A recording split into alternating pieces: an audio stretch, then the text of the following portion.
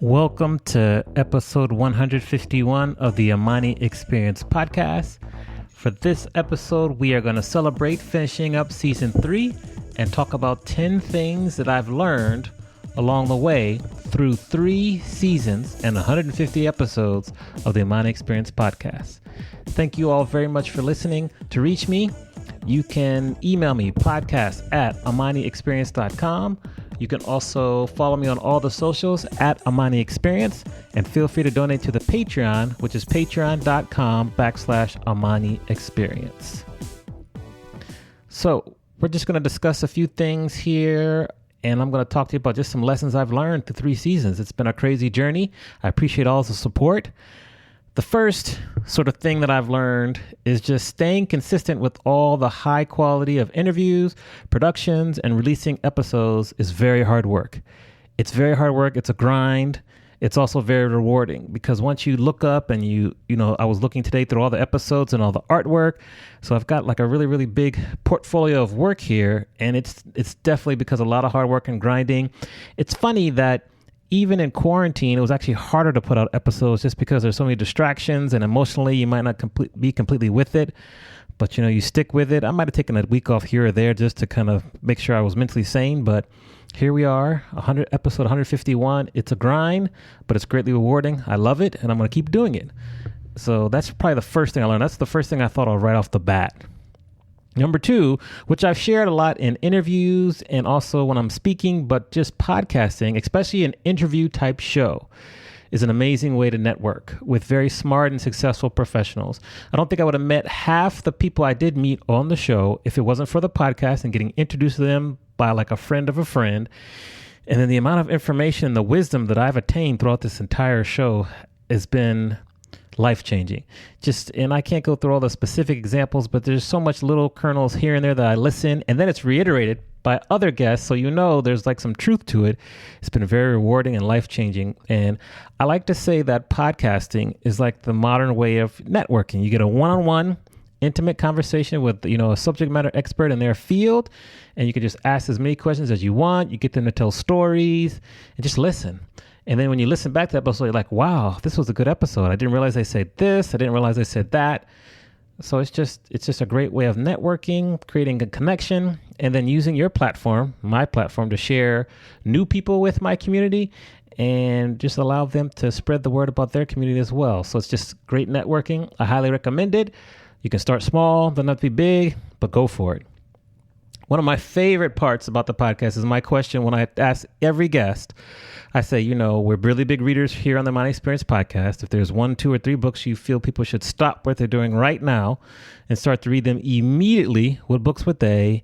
And the recommendations have just been amazing. That's my favorite part of the podcast. Like just writing down the books that people recommend, checking them out. They're a combination of really, really good fiction books, fiction series, nonfiction books as well, personal development, love it. I do have to give a special shout out to Colette Bradenberg for introducing me to The Artist's Way, because that book was definitely life-changing. She's the one who mentioned it in one of the first seasons. And just thanks, Colette, for introducing that book, because that book has been dope. I highly recommend it. It's one of the books I now gift out as much as possible. So, the books, I love it. And I put them on every episode, and I just love to wait and hear. I'm reading one book that's been recommended by, I think, 4 or 5 people now. Never Split the Difference by Chris Voss. That's a good one, too. So the books, yes, love the books. That's one of my favorite parts. What I really learned is that I can't do everything when producing this podcast, so I definitely have to delegate specific parts of it. Like, I'm not really a good artist, definitely not a good artist or caricaturist. What you see, the pictures I get for each episode, so I can't, that's something I can't do. Video editing, I tried to do that first, it was just not good. So I found people that can send that out for an affordable price. I recommend using Fiverr for some really simple tasks for pretty cheap. I highly recommend that. So that's how I found my video editor, my caricaturist, and it just really helped me to continue to brand the show, expand it as well. So that has taught me how to delegate both with the podcast and then help me to work on that delegating in real life too, which is a very important skill. Number 5, live streaming. Because of quarantine, I think Mark Stiles was the last episode I was able to interview in person. I had to quickly shift to live streaming and doing it kind of virtual. And what surprised me is that just live streaming added a whole nother element. People will tune in, ask questions, do comments during the interview. It's pretty cool. When I interviewed Melissa Majors, like almost her whole family joined in and participated during the interview, which was very fun. I just underestimated the power and the options that live streaming a podcast interview can do. And so now that allows me to kind of have double releases. We'll have the live stream that go up on Facebook and YouTube. And then usually about 3 or 4 weeks later, I'll do the podcast release on like Spotify, Apple Podcasts, iHeartRadio, etc. So it just kind of helped. And I just really underestimated that. I'm so glad that I was able to learn about it. And it just added to the show. I'm happy. Next, number 6. The speaking opportunities that I've acquired due to my experience in podcasting has been a hidden treasure, very surprising, unexpected. It's allowed me to get on some pretty big platforms. I remember my first big one was at Podcast Movement in Orlando, and I did the quick 5-minute, I forget the name of it. It's like a quick 5-minute speech. You have 20 slides, 15 seconds per slide. Ignite. It's called Ignite. I did that. That was a tremendous experience. Gave me a nice quick speaker reel, helped me kind of talk in public about the book concept because the book was pretty much almost done by then. And it got good feedback. I spoke in front of Sarah, who's one of the people there who helped me at book launchers. So that really, just the speaking opportunities, that was one. Then I spoke again at Podcast Movement this past February before we were locked down, did a breakout there, which was very good. And then I spoke at MPI. I think there are maybe 8,000 or 9,000 people on the live stream at the time when I was speaking on podcasting, how it can change your life. So these are some examples of things that I've been able to do because of podcasts that have definitely helped me grow my brand, helped me grow as a person, and just really allow me to do more and offer more services as part of, my company. And that's all because of podcasting, the experience that I have, talking to people. And so it's just, it's crazy. Like that's probably one of the more surprising things that's come from podcasting. That's been a pleasant surprise. I'm very grateful and just shocked at how it kind of shocked at how it kind of came to be and how it continues to evolve as well. 7, as you all, anyone who knows me loves, I love to teach, whether it's teaching people how to DJ, teaching my students at Cal State Fullerton. Even now, I'm starting to help people get used to the platform Twitch because that's what we're doing a lot of live stream DJ sets on. So the more people are on there, the more energy in your set, and the more people donate, then you can monetize it.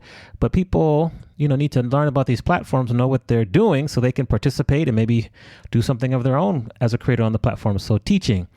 And then I also teach podcast classes. I had a couple clients and students. Carly, who launched her podcast, I think a couple months ago, maybe if we're in July now, May, very successful launch.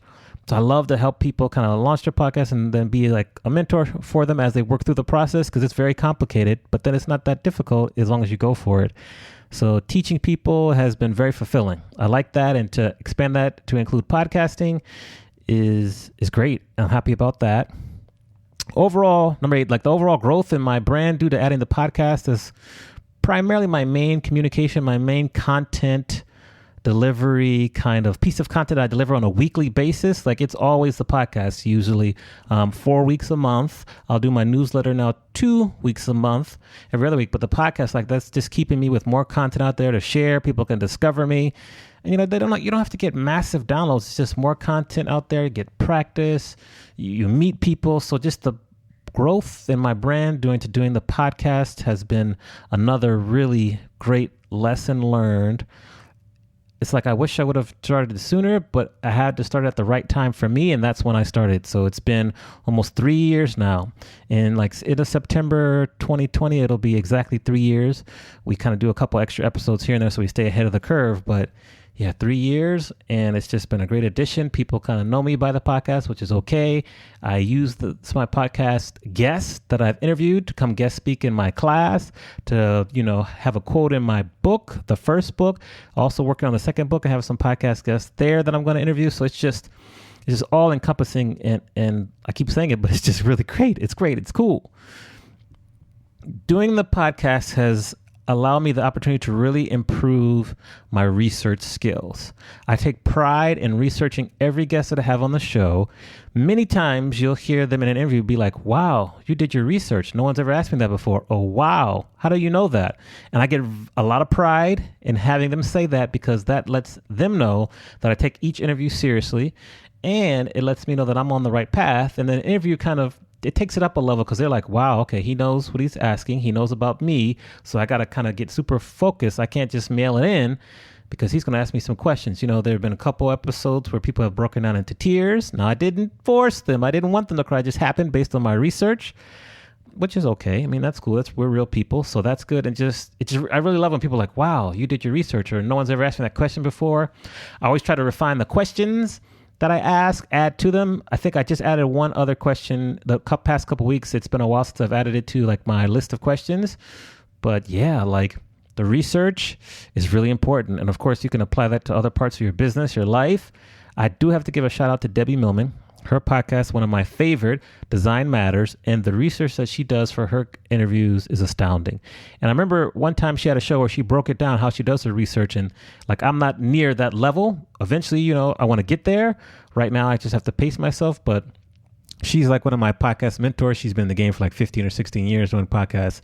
And the research that she does, I just try to follow along in her footsteps because she's dope. She's amazing. Then to pair another skill with the research that I'm doing is just my listening and interview skills have gotten so much better. From the beginning, when I first started with Curtis Cross, episode 1, shout out to Curtis, to now, just little things here and there, just kind of asking questions, getting out the way, letting people talk, maybe even having some silence where if people aren't saying anything, let them get time to kind of let it breathe, as we say in the DJ world. Let a song breathe, let the interview breathe, let them kind of get comfortable speaking, and then you're off and running. If they say something, having the ability to either make a quick note or make a couple mental notes about, okay, I need to follow up with this statement they made and another statement they made so that we can kind of follow up and go back and cover everything. I try not to do my best not to leave any breadcrumbs kind of lying on the floor. If they leave and they say something that needs to be followed up on, I try to follow up on it. Sometimes if I know it's going to get really personal and I know they kind of don't want to talk about that, I'll kind of steer away. But most of the time, if they say it, they leave it out there, then I'm going to ask about it. So just the listening and interview skills have gotten better. I'm proud of that. I want to continue to improve. And yeah, that just excites me. So those are 10 kind of reasons and lessons that I've learned after 3 full seasons, 150 episodes of podcasting. I really appreciate all the support. You know, I've been featured on Apple Podcasts now 2 or 3 different times. I think 3 different times Apple Podcasts, which is exciting. And that just kind of, motivates me to do more and just to spread the word about my guests, my show, help other people start shows. I think that podcasting is a great medium. It's a great way of marketing. And as I said, it's great networking. So I just encourage all of you to, if you're thinking about starting a podcast, go for it. You can always message me, email me if you have questions, but there's space for all of us. And I'm just happy to be here. I'm looking forward to an exciting season 4, have some great interviews already ready to share with you, and then others that are coming up that are exciting. So let's go. Thanks again for listening. I will see you on the next show. Take care. Thank you for listening to the Amani Experience podcast. You can check out the show notes on amaniexperience.com/podcast. Please remember to leave us a review on the platform you are listening on and share this podcast with anyone who you feel would benefit from listening. See you soon for our next episode.